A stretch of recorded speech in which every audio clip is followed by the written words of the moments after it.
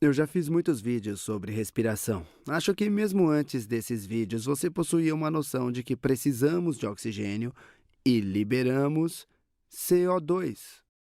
Precisamos de oxigênio e liberamos CO2. Se você assistiu aos vídeos sobre respiração, sabe que precisamos do oxigênio para metabolizar nossa comida, para transformar a comida em ATPs, que podem realizar outros tipos de funções celulares ou outra coisa que tenhamos que fazer, nos mover, respirar, pensar, enfim.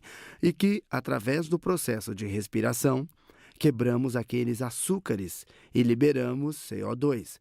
Então, nesse vídeo, eu quero dar um grande passo para trás e pensar sobre como nós obtemos o oxigênio para o nosso corpo e como o liberamos de volta no ar.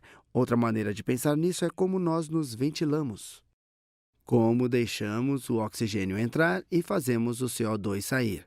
E acho que qualquer um de nós poderia, pelo menos, começar esse vídeo. Isso começa tanto no nariz como na boca. Tenho sempre o nariz entupido, então eu tenho que usar minha boca para respirar. Eu durmo com a boca aberta, mas isso sempre começa no nariz ou na boca. Vou desenhar alguém com um nariz e uma boca. Então, digamos que essa é uma pessoa que pode ser eu, com a boca aberta para que consiga respirar. Os olhos não são tão importantes, mas apenas para você saber que isso é uma pessoa. Então, essa é a minha cobaia, ou a pessoa que eu vou usar para esquematizar. A orelhinha aqui, vamos colocar, sei lá, um pouco de cabelo, né? Tudo isso é irrelevante, mas esse é o nosso cara. Esse é o cara que vai nos mostrar como obtemos ar e como nós tiramos o ar do corpo. Então, vamos olhar dentro desse cara. Posso desenhar seu exterior primeiro. Então, deixa eu ver como é que eu posso fazer isso direitinho. Então, esse é o exterior do cara, que não está muito bom, mas tudo bem. Digamos que esse cara se pareça assim. Ele tem ombros. É o nosso cara, beleza. Na nossa boca existe a cavidade oral, aqui, que é apenas o espaço que a boca cria. Vemos aqui a cavidade oral. Vou desenhar a língua e tudo, enfim. Bom, vamos ver como é que fica. Aí, esse espaço dentro da boca é chamado de cavidade oral. Essa aqui é a cavidade. E é oral pela boca, cavidade pelo espaço, ou buraco, ou abertura. É a cavidade oral. Também temos as narinas e elas se abrem em uma cavidade nasal. Então, esse é outro grande espaço. Sabemos que eles vão se conectar por trás do nariz ou por trás da boca. Essa passagem aqui onde eles se conectam é chamada faringe. Faringe. Quando o ar atravessa o nariz, ou quando respiramos pelo nariz, provavelmente ele é filtrado pelos pelos do nariz e é aquecido. E por que não? Você pode respirar por ambos os lados. O ar tanto passa pela cavidade nasal, como pela oral. E então volta pela faringe, e então a faringe divide-o em dois canos. Um para o ar, que pode ir também pelo outro, mas o outro é para a comida. Então, sua faringe é dividida. Atrás você tem o seu esôfago. Esôfago aqui, vamos falar mais sobre o esôfago em outro vídeo. Atrás você tem o esôfago e na frente, a faringe. Vou desenhar uma pequena linha dividindo aqui. Deixa eu desenhar essa conexão assim. Eu estava usando o amarelo. Eu vou usar o amarelo para continuar e vou usar verde para o ar. E este se divide assim. Então, atrás do cano de ar, temos o esôfago. Deixa eu fazer isso com outra cor. É melhor outra cor, né? Aqui temos o esôfago. Esôfago. E então, bem aqui está a laringe. Laringe. E eu vou dar atenção à laringe. Esôfago é por onde desce a sua comida. Nós sabemos que também comemos com a boca. Ali onde queremos que a nossa comida desça, se chama esôfago. Mas o foco desse vídeo é nossa ventilação. O que fazemos com o nosso ar? Eu vou focar em como o ar atravessa a laringe. E a laringe é também nossa caixa de voz. À medida que você me escuta falar, existem essas coisinhas bem aqui que estão vibrando nas frequências certas e eu sou capaz de dispor do som com a minha boca para fazer esse vídeo. Ela é também a caixa acústica, mas eu não quero focar nisso agora. Ela é chamada de caixa de voz por toda essa estrutura anatômica que é mais ou menos assim. Mas depois que o ar passa pela laringe, e esse é o caminho de entrada, ele vai para a traqueia, que é essencialmente um cano para o ar. Ela é mais ou menos assim. O esôfago é o cano para a comida. Vou escrever isso aqui. A traqueia é, na verdade, uma estrutura razoavelmente rígida. Ela possui uma cartilagem em volta, e faz sentido que ela possua uma cartilagem. Você pode imaginar uma mangueira. Se você entortá-la muito, não será capaz de obter muita água através dela, ou muito ar. Assim, você não quer que isso curve demais. É por isso que ela precisa ter certa rigidez. Por isso a cartilagem. Em seguida, ela se divide em 2 tubos. E você sabe onde esses 2 tubos vão dar. Não estou desenhando em super detalhes, eu só quero que você pegue a ideia. Esses 2 tubos são os brônquios, ou cada um deles é um brônquio. Eles também têm cartilagem e são bastante rígidos. Mas o brônquio continua se dividindo. Eles continuam se dividindo em tubos cada vez menores e, em um determinado ponto, eles param de ter cartilagem, param de ser rígidos, mas eles continuam se dividindo. Vou desenhá-los como essas pequenas linhas. Em algum ponto, eles se tornam como coisas fininhas, continuam a se dividir, o ar continua se dividindo e se espalhando e seguindo diferentes caminhos. E quando os brônquios não possuem mais cartilagem à sua volta, eles não são mais rígidos. O primeiro deles, ou melhor, todos os tubos depois desse ponto são chamados de bronquíolos. São os bronquíolos. Esse, por exemplo, podemos chamar de bronquíolo. E não há nada de especial aqui. Isso é apenas um cano que se torna mais fino, mais fino e mais fino. Nós nomeamos diferentes as várias partes dos canos, mas a ideia é essa. Vamos levá-lo através da boca ou do nariz e seguimos dividindo. Essa divisão principal em 2 caminhos diferentes nos leva a cada um dos pulmões. Deixa eu desenhar esses pulmões aqui. E esses brônquios, eles se dividem nos pulmões, e os bronquíolos estão nos pulmões, e é onde os bronquíolos terminam. E aqui é onde a coisa começa a ficar interessante. Presta atenção agora. Eles seguem se dividindo em menores e mais finos nesses pequenos sacos, desse jeito. No fim desses bronquíolos, super pequenos, estão esses pequenos sacos de ar. Super pequenos, eu vou falar sobre eles já já. Eles são chamados alvéolos. Alvéolos. Eu usei muitas palavras especiais, mas a ideia geral é simples. O ar entra através de um cano, esse cano se torna fino e mais fino e termina nesses pequenos sacos de ar. E então, como esse cano traz o oxigênio para o meu organismo? A chave aqui é que esses sacos de ar são pequenos e possuem paredes ou membranas muito, muito finas. Vamos ver mais de pertinho. Vendo mais de perto um desses alvéolos, só para dar uma ideia, eles são super, super pequenos. Vou desenhá-los grandes aqui de propósito. Vou desenhá-los bem maiores aqui. Vamos desenhar esses sacos de ar. Então, nós temos esses sacos de ar, mais ou menos assim.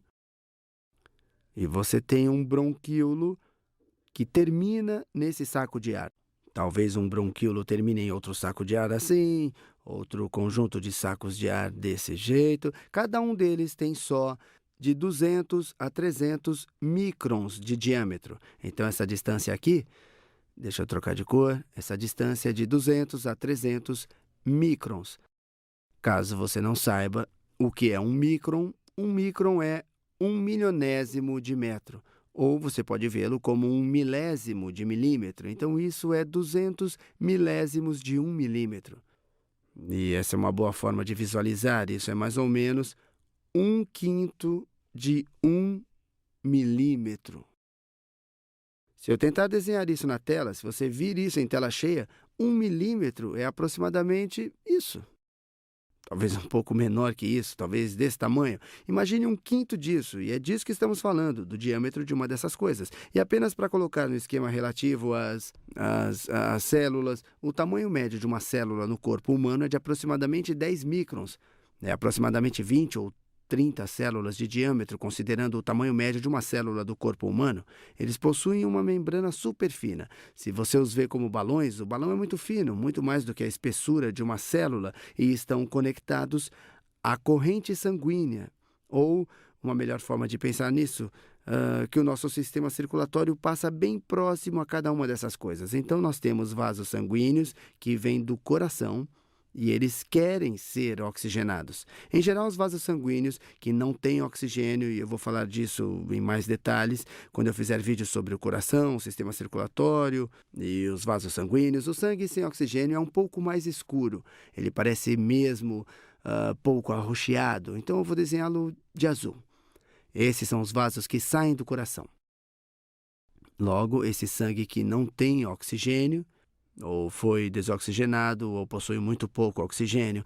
E a palavra para os vasos sanguíneos que saem do coração é artérias. Deixa eu escrever isso. Vou revisar isso quando falarmos sobre o coração. As artérias são vasos sanguíneos que saem do coração. Saem do coração. Você provavelmente já ouviu sobre artérias. Vasos que chegam no coração são chamadas veias. Veias. Saber isso é realmente importante. Mais tarde vamos ver que essas artérias nem sempre carregam oxigênio, ou elas não são sempre desoxigenadas, e veias nem sempre são uma forma ou outra. Vamos entrar em muito mais detalhes quando virmos o coração e o sistema circulatório, mas apenas lembre, artérias saem, veias vão para o coração. Então essas são artérias saindo do coração para os pulmões, para os alvéolos, porque querem que o sangue que circula nelas seja oxigenado.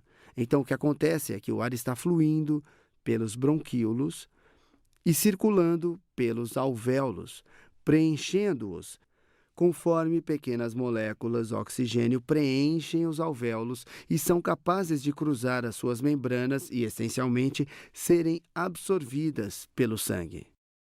Eu vou falar um pouco mais quando veremos hemoglobina e glóbulos vermelhos, mas você deve só saber que existem muitos capilares. Capilares são vasos sanguíneos super pequenos que permitem a passagem do ar, sobretudo do oxigênio e moléculas de dióxido de carbono. As membranas possuem muitos capilares que permitem a troca de gases. O oxigênio pode entrar nesse sangue. Então, esse é um vaso que está vindo do coração. E então, ele é apenas um tubo. Uma vez que ele obtém o oxigênio, ele volta para o coração. Esse é o ponto onde esse vaso, esse cano, parte de nosso sistema circulatório, vai de uma artéria, porque esse está vindo do coração, para uma veia, porque ela está voltando para o coração. E tem um nome especial para essas artérias e veias. Elas são chamadas de artérias e veias pulmonares. Então, saindo do coração para os pulmões, para os alvéolos, essas são as artérias pulmonares.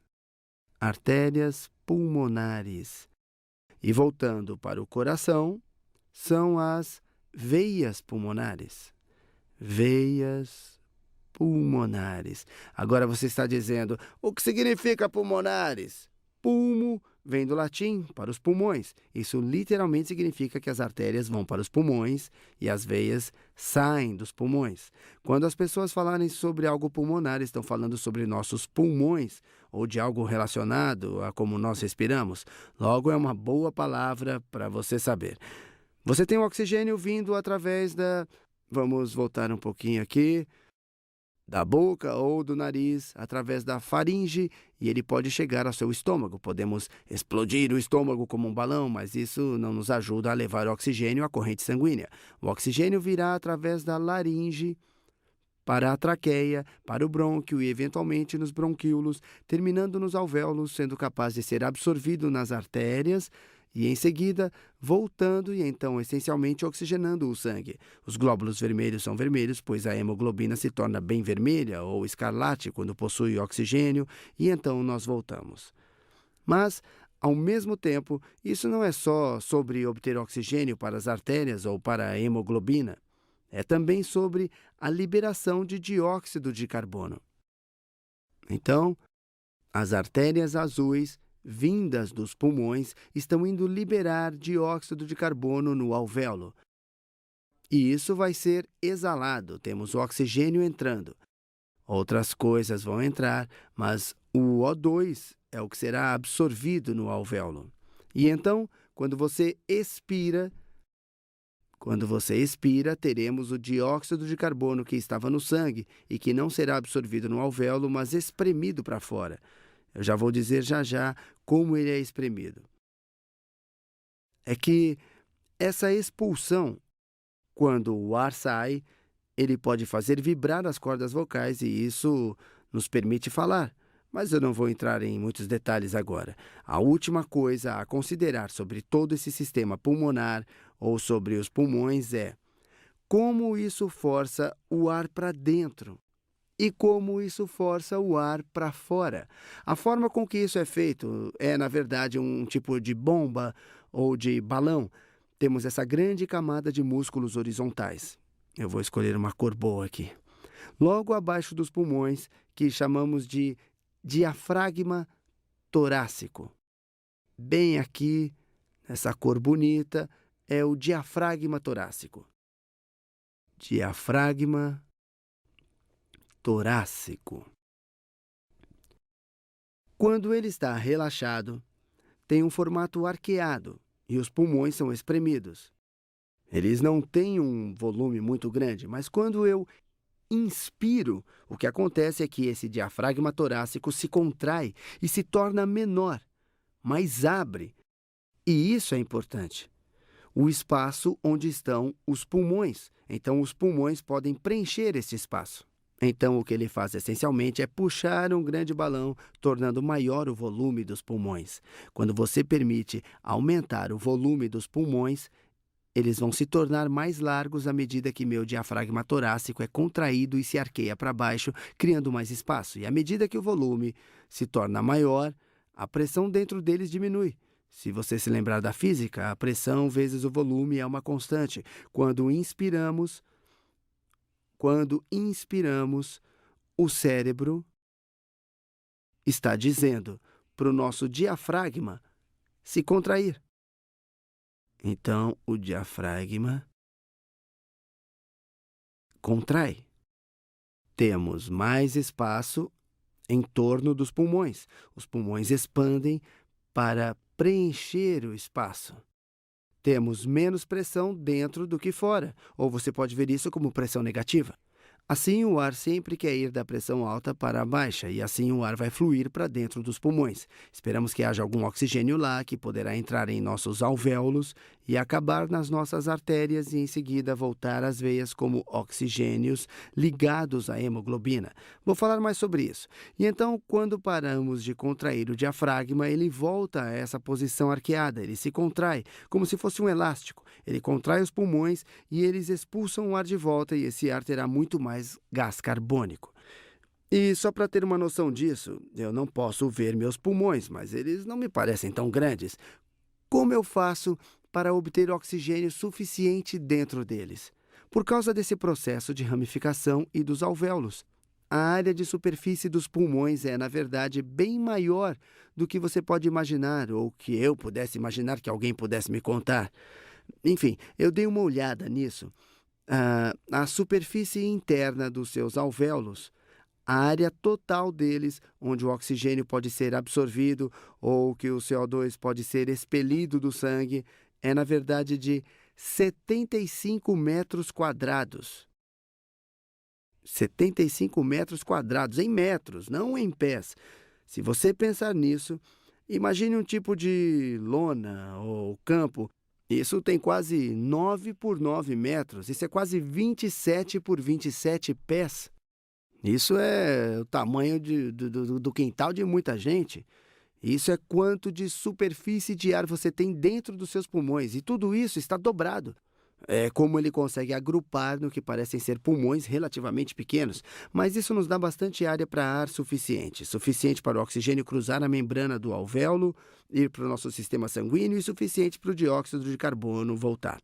E só para saber quantos alvéolos temos, eu disse que eles são muito pequenos, nós temos 300 milhões deles em cada pulmão. Em cada pulmão temos 300 milhões de alvéolos.